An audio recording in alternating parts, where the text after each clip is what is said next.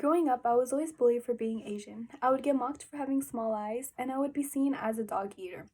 This experience made me ashamed of my culture and where I came from. But a trip that I took to the Philippines in 2018 changed my perspective. This trip had good and slight bad in it, but it was an experience that I'll never forget. Planning for the trip was easy. I didn't have to do much. My aunts in the Philippines planned out the whole thing. My mom and I went out to the Philippines for 3 weeks.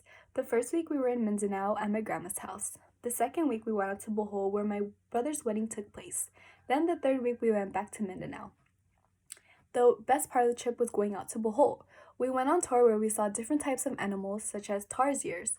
We went out to Chocolate Hills, we went bike ziplining, and we went to a resort called Henan. Bohol was also the place where my brother's wedding took place. It was in a beautiful venue at a hotel and there was food catering. The worst part of the trip, on the other hand, was getting bitten by mosquitoes. My legs would be covered with mosquito bites, and it took 2 years for them to be fully healed. The other bad part was the language barrier. It was very hard to talk to my family members there because they didn't know much English and I didn't know much Bisaya.